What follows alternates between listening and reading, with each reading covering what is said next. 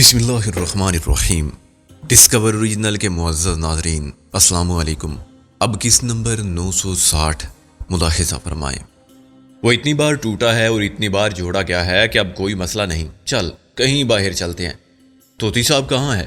میں نے ادھر ادھر نگاہ دوڑائی، اندر کسی زوجہ کی گوشمالی فرمانے گئے ہیں۔ بے حیا با آواز بلند ایک بھارتی گانا گا رہی تھی۔ وہ بھی عشق کیا، انہیں دیر لگے گی۔ اسی نے بتایا، ہاں آرزو انصاف گوشمالی وہ چاروں کی فرمائیں گے، لیکن یار وہ اپنے چیف رپورٹر کا فون بھی تو آنے والا ہے۔ میں تو تھک گیا ہوں جمائیاں لے لے کر، یا مکھیاں بھی تو نہیں ہیں مارنے کے لیے۔ محسن بولا، یہ چیف رپورٹر کہاں جا کے مر گیا؟ میں نے گھڑی دیکھی، دوپہر ہونے کو ہے، ہمارا آدھا دن ضائع ہو گیا۔ مجھے تو ایسا لگتا ہے کہ میں خود ضائع ہو رہا ہوں۔ چل یار اس طوطی کے پنجرے سے نکلتے ہیں باہر۔ میں نے کہا، باہر سے فون کریں گے الیزابتھ کو یا اس کے شوہر کو۔ محسن بہت خوش ہوا، ایمان سے میں بھی یہی سوچ رہا تھا۔ کل سے ہمارے قاتل خنجر بکف پھر رہے ہیں، منتظر ہے کہ ہمارا سراغ ملے۔ خبر تو پہنچ گئی ہوگی کہ ہم لندن آ گئے۔ وہ ہم سے زیادہ مایوس اور پریشان ہوں گے، خصوصاً اپنے چودھری دلاور صاحب ہیں جی۔ ان کو ہر لحظہ یہ خطرہ لاحق ہوگا کہ اس کی بات ٹیلی فون کی گھنٹی کے باعث ادھوری رہ گئی۔ میرا خیال تھا کہ ریسیور بکرات اٹھائے گا، جو اس وقت انتظامیہ کا واحد حاضر رکن تھا، مگر اس کے کانوں پر جوں تک نہیں رینگی۔ وہ اسی طرح گھٹنے پر جھکا ہوا کتابت میں مصروف رہا۔ میں نے کہا، بکرات صاحب فون کی گھنٹی بج رہی ہے؟ ہاں، اس نے ٹھنڈی سانس لے کر کہا، مگر اس کی انہماک میں فرق نہیں آیا۔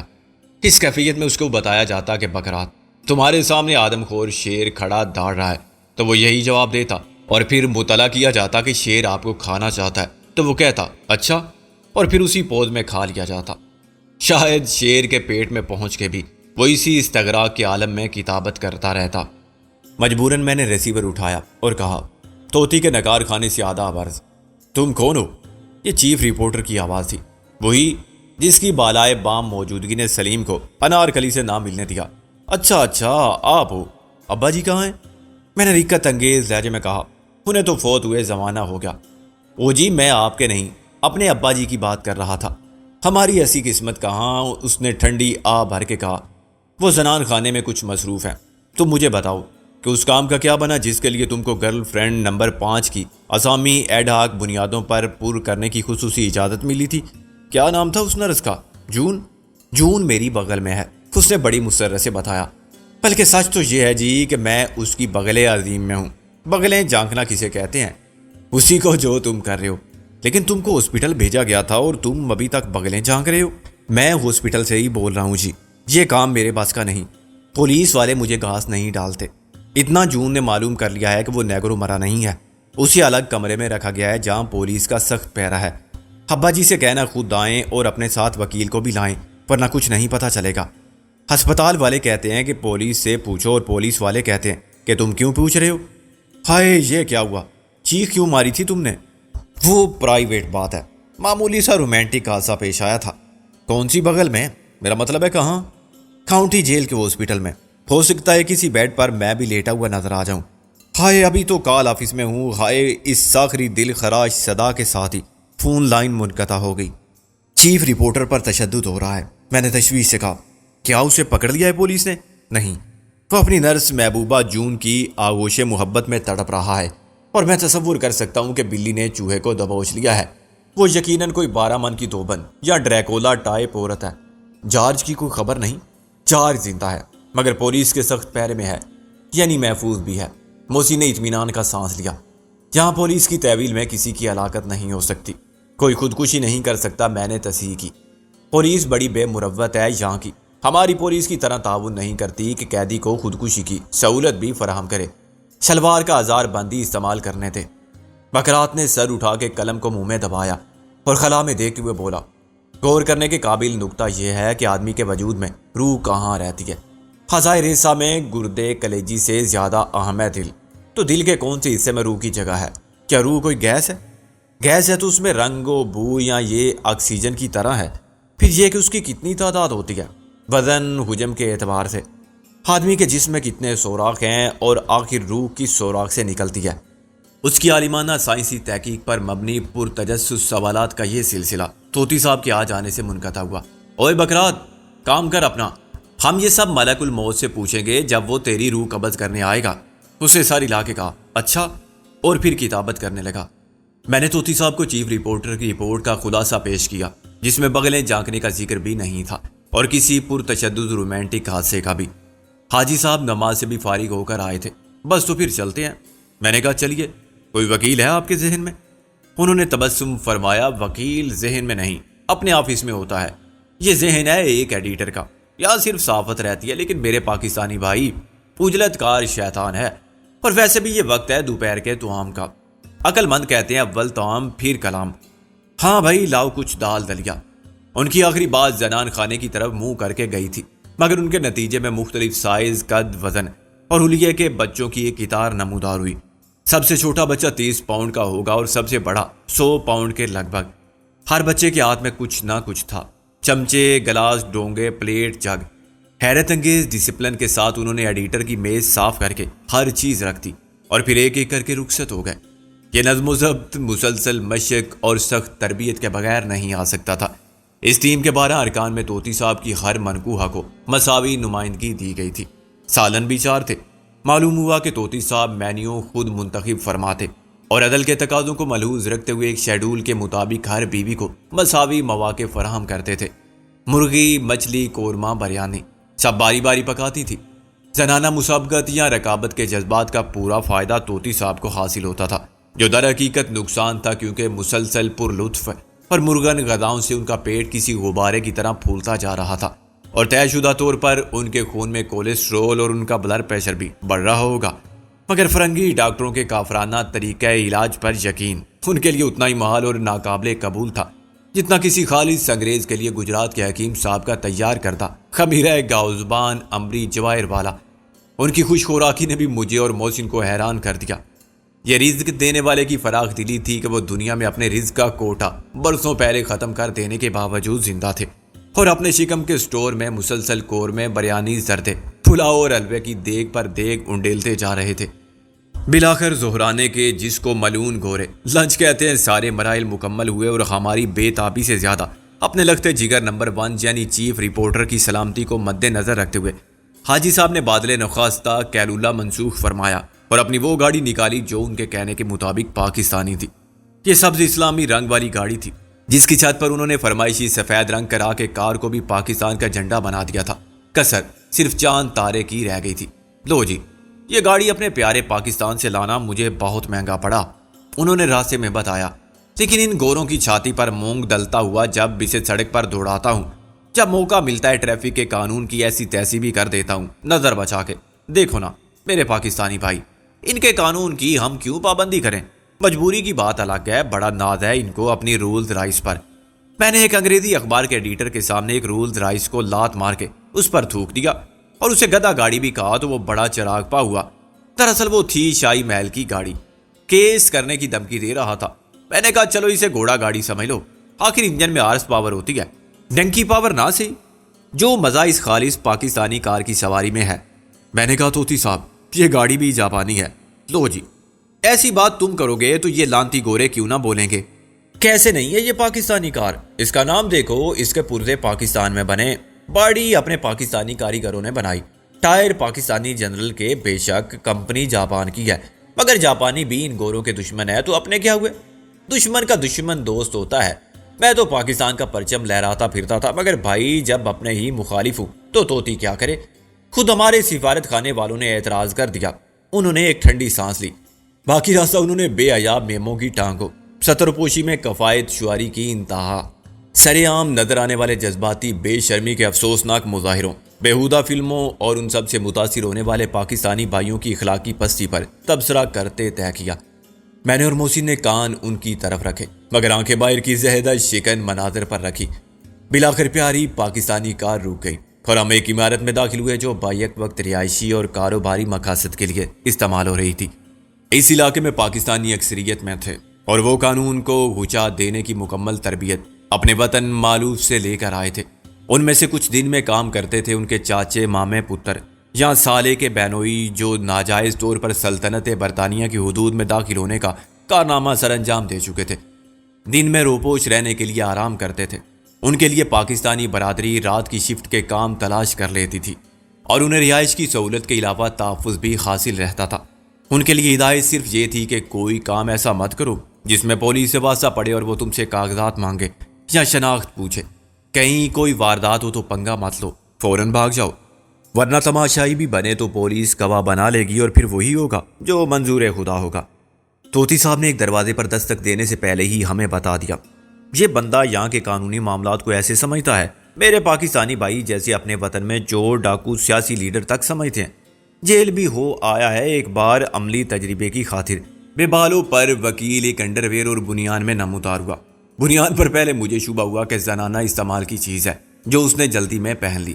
وہ سوتے سے اٹھ کے آیا تھا مگر پھر غور کرنے پر اندازہ ہوا کہ قصور اس کی توند کا تھا. بنیان اس کے حجم اور حدود اربع کو مستور کرنے میں ناکام تھا. ہوئے بلے بلے سردار جی، حج تو بڑی شان ہے توند شریف کی، کیا بھرا ہے اس دوزخ میں؟ طوطی صاحب نے اس کے پیٹ میں انگلی کو خنجر کی طرح گھونپا. وکیل اچھلا. طوطی صاحب بابا کیا کرتے ہو، ذرا اپنا ڈھول تو دیکھو. سردار جی یہ اپنے دو پاکستانی بھائی ہیں مصیبت زدہ. بابا تو میں ان کی اور تمہاری شکل دیکھ کے ہی سمجھ گیا تھا، اس وکیل نے کہا جو کسی زاویے سے سکھ نہیں لگتا تھا سوائے کاچ کے. طوطی صاحب نے ہمیں قابل تعریف نظروں سے دیکھا. ہے نا تجربہ کار اور سیاںہ بندہ، صورت دیکھ کے سمجھ گیا. میں نے کہا کیا ہم واقعی اتنے مظلوم اور دکھی نظر آتے ہیں؟ سردار جی نے ہمیں ایک آفس میں بٹھایا. اس کے ساتھ اور کون آ سکتا ہے یہاں؟ سارے چور اچکے لفنگے اٹھائی گیر جو یہاں قانون کے چکر میں آ جائیں یا پکڑے جائیں ایسے ہی رہتے ہیں. طوطی صاحب نے میز پر اپنی چھڑی بجا کے کہا بکواس بند کر، ان کا معاملہ کچھ اور ہے، یہ مجاہدین ہیں. وکیل نے مجھے اور محسن میں مجاہدانہ شان تلاش کرنے کی ناکام کوشش کی اور پھر بولا اچھا میں ابھی آیا، اور اندر غائب ہو گیا. موقع سے فائدہ اٹھاتے ہوئے میں نے کہا طوطی صاحب بڑے افسوس کی بات ہے، ویسے تو آپ کفار کے دشمن بنے پھرتے ہیں، ہمیں لے آئے ہیں ایک سکھ کے پاس. محسن نے کہا جو بھارتی بھی ہوگا. طوطی صاحب نے ایک کہکا مار کے محسن کی ران پر زبردست ہاتھ مارا. یہی ہوتا ہے میرے بھائی، ایسا ہی ہوتا ہے. میں نے کہا یعنی کول و فیل میں تضاد ہوتا ہے، یہ کوئی برائی نہیں ہے. نہیں، لوگ ایسا ہی سمجھتے ہیں جب میں کسی کو پہلی بار لاتا ہوں. اس کا نام ہے سردار ملک، سچا کھرا پاکستانی ہے. اپنے لاڑکانہ شریف کا میں تو محبت سے سردار جی کہتا ہوں. سکھ ہوتا تو اس کی کرپان سے میں اس کا پیٹ پھاڑ کے جیل چلا جاتا مگر اس کے آفس نہ آتا. سردار جی واپس لوٹے تو سچ مجھ کے وکیل لگ رہے تھے. چائے تو ہم باہر ہی پیتے ہیں سائیں، پہلے کام کی بات کرو. میں نے انتہائی اختصار سے کام لیا اور اسے صرف وہ باتیں بتائیں جن میں اس کی قانونی مدد ہمارے مسائل حل کر سکتی تھی. ہم نے اپنے لندن آنے کے غیر قانونی طریقے کا ذکر نہیں کیا، اپنی تشریف آوری کا مقصد نہیں بتایا اور چودھری دلاور اینڈ کمپنی کے خلاف اپنی مجاہدانہ صف آرائی کا حوالہ بھی نہیں دیا. طوطی صاحب نے دخل در معقولات نہ کر کے مجھے حیران کیا. وقت گزاری کے لیے وہ ایک کاغذ پنسل سنبھال کے فکرے سخن میں غرق ہو گئے تھے. سردار جی نے ساری بات سن کے کہا اس میں کوئی 500 پاؤنڈ صرف ہوں گے تمہارے؟ طوطی صاحب نے اس کی طرف دیکھے بغیر کہا 400 پاؤنڈ. سردار جی نے فریاد کی 100 پاؤنڈ میری فیس. 400 پاؤنڈ. طوطی صاحب نے کہا حاجی صاحب بڑا مشکل معاملہ ہے، معمولی رشوت نہیں چلے گی. 400 پاؤنڈ. طوطی صاحب نے تیسری بار اسی لہجے میں کہا اچھا سائیں، ابھی آپ کی زبان سے اور کچھ نہیں نکلے گا. اس نے شکست تسلیم کر لی. 200 پاؤنڈ دے جاؤ اور کل آؤ صبح. اچھا ٹائم کو چھوڑو، میں فون کر کے بتا دوں گا. میں نے محسن کو اشارہ کیا اور اس نے 200 پاؤنڈ سردار جی کے سامنے رکھ دیے. کیسے ہوگی ہماری اور اس کی ملاقات؟ بابا کیسے کی بات مت کرو، ابھی راستہ نکالنا ہمارا کام ہے.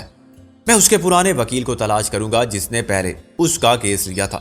اسے بتاؤں گا کہ جیل والوں نے اس کے موکل کو زہر دے دیا ہے. وہ گورا تھا یا کالا؟ میں نے اور محسن نے ایک ساتھ نفی میں سر ہلا کے پتہ نہیں کہا. کالا ہوگا تو بابا حملہ کر دے گا جیل پر اور پولیس کا بیڑا غرق کر دے گا. یہ کالے اپنے حقوق کے معاملے میں بڑے متحد ہیں اور ان کے ساتھ قانون ذرا سی زیادتی کرے تو ان کے لیڈر شور مچا دیتے ہیں، اخباروں میں بیان اور خبریں مظاہرے ہنگامے کراتے ہیں. طوطی صاحب نے سر ہلایا. خود مہا حرامی ہیں، کوئی کام قانونی نہیں کرتے، غلطی سے بھی لوٹ مار، خواتین کے بیگ چھیننا اور اکا دکا راہ گیر کی جیب خالی کرانا، دکانوں سے چیزیں اٹھا لینا. سردار جی نے کہا بابا ہمیں کیا، اچھا یہ کالے بھی ہمارے ساتھ مل کے اس ملک کو خراب کرتے ہیں. میں نے کہا اگر گورا وکیل ہوا پھر بھی اسے جانا پڑے گا ہاسپٹل اپنے موکل کو دیکھنے کے لیے. کوئی اخلاقی اور قانونی طور پر اس کا پابند ہے کہ اپنے موکل کا خیال رکھے. اسے سزا ہو جانے کے بعد بھی اگر جیل میں اس کے ساتھ قانون کے مطابق سلوک نہیں ہوتا تو وہی وکیل جج کو رپورٹ کرتا ہے. میں نے کہا یہ قانونی مسئلہ بن گیا تو ہمیں زیادہ پریشانی ہوگی. میری بات میں پہنا مطلب کو محسن نے سمجھ لیا. ہاں تم پہلے ہمیں ملوا دو کسی طرح. اس کے وکیل سے بعد میں بات کر لینا. حوصلہ رکھو, تسلی رکھو بابا. سردار جی نے کہا, اللہ نے چاہا تو آج ہی تمہاری ملاقات ہوگی, رات کو بھی ہو سکتی ہے, بس تم تیار رہنا. ابھی میں وکیل کا پتہ کرنے کے لیے ہاسپٹل جاتا ہوں. پولیس تم کو نہیں روکے گی. کیسے روکے گی بابا, کیا میں وکیل نہیں ہوں؟ اور میں بولوں گا کہ جارج میرا موکل تھا, پھر تو روکنے والا خود مجرم بن جائے گا. جارج سے وکیل کا نام پتہ معلوم ہو جائے گا تو میں جاؤں گا اس وکیل کے پاس اور اس کو ساری سٹوری سناؤں گا. ابھی وہ کچھ نہیں کرے گا, نوٹس دے گا صبح, لیکن میرے کہنے سے فون ضرور کر دے گا, پولیس کمشنر کو بھی اور جیل سپرنٹینڈنٹ کو بھی. ابھی تک یہ بات کسی کو معلوم نہیں. ان کے ہاتھوں کے طوطے اڑ جائیں گے. سائیں, دوبارہ میں جاؤں گا رات کو اور پولیس کے کسی چھوٹے افسر سے بات کروں گا کہ معاملہ ختم ہو سکتا ہے اگر جارج کہہ دے کہ اس کو کسی نے زہر نہیں دیا ہے, اس کی طبیعت ویسے ہی خراب ہو گئی تھی. اگر اس نے اپنے وکیل کے ذریعے جیل والوں پر کیس کر دیا کہ انہوں نے غفلت برتی اور مجھے قتل کرانے کی سازش میں بالواسطہ طور پر شریک ہوئے, تو پھر انکوائری ہوگی اور معاملہ بہت بڑھ جائے گا. اخباروں میں آ جائے گا تو کتنا ہنگامہ ہوگا یہ تم جانتے ہو. کالے ابشی رائی کا پہاڑ بنانا جانتے ہیں. پولیس بھی چاہے گی کہ جارج ان کے لیے مشکل پیدا نہ کرے, کوئی سیدھا سادہ بیان دے کر معاملہ ختم کر دے. پھر میں شرط عائد کر دوں گا کہ جارج کو ہاسپٹل کے کسی کمرے میں طوطی صاحب سے اور تم سے ملاقات کا موقع فراہم کیا جائے. اس ملاقات کے بعد جارج ان کی پسند کا بیان دے گا, ورنہ نہیں. دیکھا میرے پاکستانی بھائی, کیسا سیاڑا بندہ ہے سردار ملک سنگھ, طوطی صاحب بولے. اور اگر کسی نے تعاون نہ کیا, کوئی اڑ گیا؟ میں نے کہا, بابا سوال ہی پیدا نہیں ہوتا. سردار ملک نے میز پر ہاتھ مارا اور پھر درد سے چلاتے ہوئے ہاتھ ہلانے لگا. ارے مر گیا سائیں, اف. میں نے گھبرا کے میز کو دیکھا. کیا چوٹ آ گئی؟ میز میں کوئی کیل تھی؟ نہیں بابا, میں بھول گیا تھا کہ ہاتھ میں پہلے ہی چوٹ ہے. ہاتھ آ گیا تھا اپنا دروازے میں. طوطی صاحب نے اسے پر ملامت اور ہمیں عبرت آمیز نظروں سے دیکھا. یہ حال ہوتا ہے تہذیب مغرب کی تقلید میں اپنی روایات کو بھول جانے کا. سردار جی نے ایک میم پال لیا, نری مصیبت. میں تو کہتا ہوں جیل چلا جا, زیادہ سکھی رہے گا. یہ دیر سے آئے تو دروازہ نہیں کھولتی, یہ زور لگاتا ہے باہر سے تو اندر سے وہ ہاتھ مارتی ہے ڈنڈا. ایک بار پاؤں اڑا دیا تھا تو پنجہ توڑ دیا تھا گلدان مار کے. بے غیرت سے برتن دھلواتی ہے, ڈش واشر ہے طوطی صاحب, اور جھاڑو لگواتی ہے, جوتے پالش کرتا ہے اس کے. سردار جی نے کہا, بابا اچھی نسل کی کتیا ہو یا گھوڑی, ولایتی مرغ ہو یا عورت, اس کے ناز نخرے تو اٹھانے پڑتے ہیں نا. خیر ابھی تم جاؤ. اور وہ چائے والی بات کیا بھول گئے سردار جی؟ ہم ایسے گئے گزرے بھی نہیں ہیں, آخر ایڈیٹر ہیں. ملکہ کے پاس بھی جائیں تو کھڑی ہو جاتی ہے سلام کرنے اور چائے خود بنا کے پلاتی ہے. میں ملکہ نہیں ہوں ملک صاحب. وہ آبار کے بولا, یہ لو 1 پاؤنڈ, میری طرف سے باہر جا کے پی لینا. بیوی سے کہا تو وہ میرا سوپ بنا دے گی مگر چائے نہیں بنائے گی. رکھ لے یہ 1 پاؤنڈ, اور اندر کہیں سے نیلا تھوتا لا کے خود کھا لے یا اسے کھلا دے. طوطی صاحب اٹھ کھڑے ہوئے. وہ باقی 200 پاؤنڈ کب ملیں گے؟ اگر کام ہو گیا تو فوراً, ورنہ تیرے کفن دفن میں خرچ ہوں گے سردار. کل اسی وقت ہم تجھے قتل کر دیں گے. ہاں خوب یاد آیا, میں نے اپنے چیف رپورٹر کو بھیجا تھا ہسپتال. اس نے شکایت کی ہے کہ پولیس نے اسے گھاس نہیں ڈالی. چیف رپورٹر کو استبل میں باندھ کے اچھی گھاس ڈالیں. میں ان سے کہہ دوں گا سائیں چیف رپورٹر کو استبل میں باندھ کے اچھی گھاس ڈالیں. وہی خرزادہ ہے نا تمہارا مبینہ پتر نور دین. ہاں طوطی صاحب نے برا مانے بغیر کہا اور مسافہ کر کے نیچے اتر گئے. دن کا باقی وقت طوطی صاحب کی صحبت میں ان کے ارشادات عالیہ سنتے ہوئے گزارنا مشکل کام تھا. میں نے ان سے کہا, اب آپ کا کیا پروگرام ہے؟ یہ وقت ہے دربار عام کا. انہوں نے گھڑی دیکھی. ملاقاتی اور فریادی شام 4 سے 7 بجے تک حاضر ہوتے ہیں. میں نے کہا, پھر آپ جائیں, ہم 7 بجے تک کچھ سیر سپاٹا, کھیل تماشا, آنکھ مٹکا وغیرہ کر لیں. حسب توقع طوطی صاحب خفا ہوئے. سیر سپاٹے کی خیر ہے مگر میرے پاکستانی بھائی, یہ کھیل تماشا اور آنکھ مٹکا تم جیسے مجاہدین وطن اور نوجوان اسلام کو اس سے بچنا چاہیے. کفار نے بے حیا میموں کو کھلی چھٹی دے رکھی ہے, تم جیسے بولے بالے مومن جوانوں کو ترغیب گناہ دیتی پھرتی ہیں. مسلمانوں کی دنیا اور آخرت میں رسوا کرنے کی سیونی سازش ہے. میں نے کہا, آپ فکر مت کریں, ہم اپنا ایمان اور کردار ایسے ہی بے داغ اور سلامت لے آئیں گے. انہوں نے بادل نخواستہ میں چند مفید مشوروں سے نوازا کہ ہمیں کیا کرنا چاہیے اور کیا نہیں کرنا چاہیے, تاکہ ہم پولیس, شکاری میموں اور بھارتی ایجنٹوں کے جال میں گرفتار نہ ہوں. پھر وہ اپنی پاکستانی کار کو اس طرح دوڑاتے ہوئے نکل گئے جیسے اپنے لاہور شریف کے ریڑے والے بھائی لوہاری سے بچ چوئے کی صدا شریف لگاتے گزر جاتے ہیں. بچے نہ بچے راہگیر کی مرضی اور تقدیر.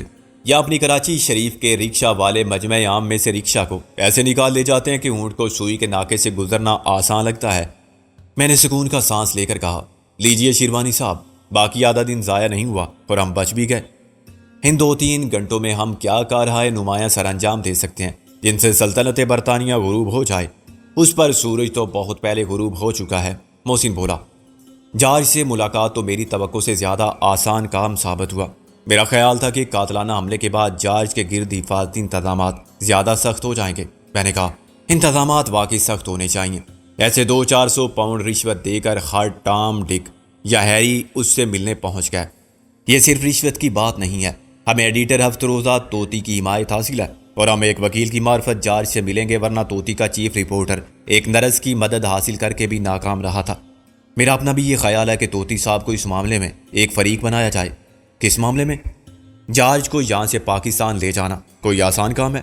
اگر وہاں سے کوئی درخواست آئے گی تو وہ دونوں ممالک کے وزارت خارجہ اور وزارت داخلہ کے حکام کی معرفت محکمہ انصاف و قانون تک پہنچے گی۔ اس میں خاصا وقت صرف ہوگا، سرکاری سرخ فیتے کا چکر آئے گا اور قانونی رکاوٹیں حائل ہوں گی۔ یہ ہو سکتا ہے کہ حاجی صاحب خود جارج کی طرف سے وکیل کر کے درخواست دائر کریں کہ اس کیس میں کچھ نئی شہادت سامنے آئی ہے اور ڈاکٹر شیلی مرڈر کیس میں یہ ثبوت ملا ہے کہ دورے قتل کے جس جرم میں جارج عمر قید کاٹ رہا ہے وہ چودھری دلاور نام کے ایک شخص نے کیا تھا۔ وہی ڈاکٹر شیلی کا قاتل بھی ہے۔ خود جارج نے بھی اپنے مقدمے کی سماعت کے دوران بار بار کہا تھا کہ قاتل ایک ایشیائی ہے اور اس نے قاتل کا حلیہ بھی بیان کیا تھا۔ اس نے کہا تھا کہ قاتل فوراً جائے واردات سے فرار ہو گیا تھا، مگر وہ سامنے آنے پر اس کو آسانی سے پہچان سکتا ہے۔ ڈاکٹر شیلی کا قتل لاہور میں ہوا اور یہ کیس وہیں زیر سماعت ہے۔ چونکہ عدالت کو مدعی، مدعا علیہ اور گواہوں سمیت لندن نہیں لایا جا سکتا، اس لیے جارج کو لاہور کی عدالت میں پیش ہونے کا موقع دیا جائے تاکہ وہ اس شخص چودھری دلاور کو دیکھ سکے اور عدالت کے روبرو شناخت کر سکے جس نے ڈاکٹر شیلی کی ماں، اس کے شوہر جارج کی گرل فرینڈ کا قتل کیا تھا۔ دلاور نے گرل فرینڈ کو غلطی سے ڈاکٹر شیلی سمجھ لیا تھا کیونکہ اس نے پہلے شیلی کو دیکھا نہیں تھا۔ وہ خوش قسمتی سے اس وقت موجود نہیں تھی۔ یہ شہادت ریکارڈ پر ہے کہ ڈاکٹر شیلی کی ماں دلاور کے باپ کی دوسری بیوی تھی اور اس طرح ڈاکٹر شیلی در حقیقت چودھری دلاور کی سوتیلی بہن تھی۔ شیلی اور دلاور کے باپ کی موت کے بعد اس کی بیوہ نے نیگرو جارج سے شادی کی تھی، صرف اس کی دولت کے لیے، ورنہ وہ عمر میں جارج کی بھی ماں کے برابر تھی۔ موسی نے کہا اس طرح تو یہ نیگرو جارج چودھری دلاور کا بھی سوتیلا باپ ہی ہوا اور شیلی کا بھی۔ بالکل ہوا۔ میں نے کہا شیلی اور دلاور کا باپ ایک ہی تھا، ماں دونوں کی الگ تھی۔ باپ کی موت کے بعد ماں جس سے بھی شادی کرے وہ رشتے کے اعتبار سے سوتیلا باپ ہی کہلائے گا۔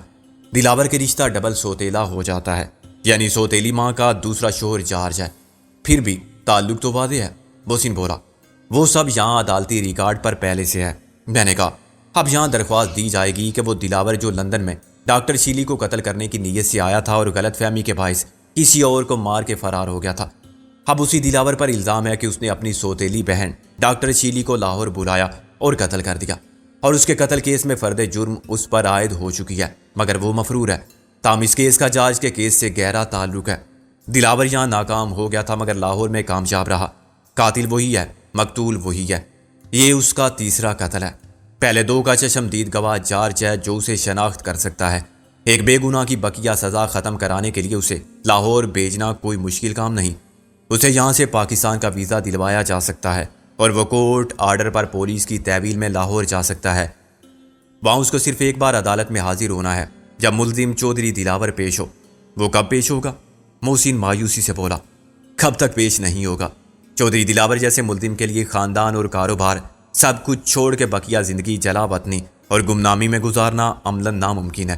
اسے اپنے نامی گرامی وکیلوں کے پینل پر بہت بھروسہ ہے۔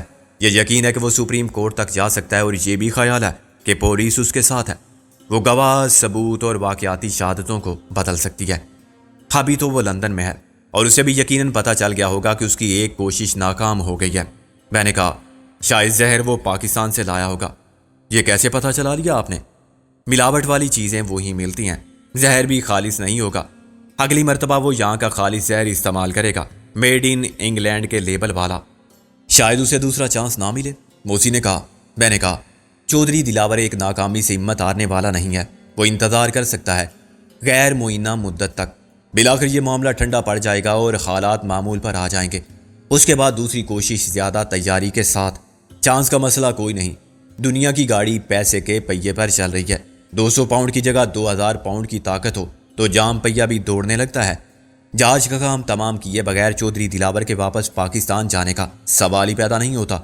مفرور مجرم تو وہ بن چکا ہے، اب کیا فرق پڑتا ہے کہ اسے اگر 2 ماہ مفرور رہے یا 2 سال۔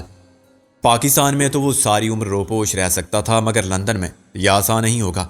جیسے جیسے وقت گزارے گا اس کی مشکلات بڑھتی جائیں گی، لیکن اس کے لیے جارج کے وجود کو ختم کرنا اپنے آپ کو پھانسی کے پھندے سے بچانے کے لیے ضروری ہے۔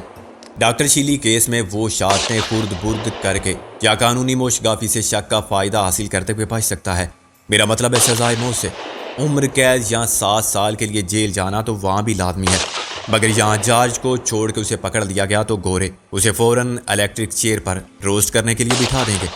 جس دن بھی وہ جارج کو قتل کرانے میں کامیاب ہو گیا، اس کے سر سے یقینی موت کا خطرہ ٹل جائے گا، پھر وہ خود بھی عدالت میں پیش ہو جائے گا اور ظاہر ہے ضمانت بھی حاصل کر لے گا۔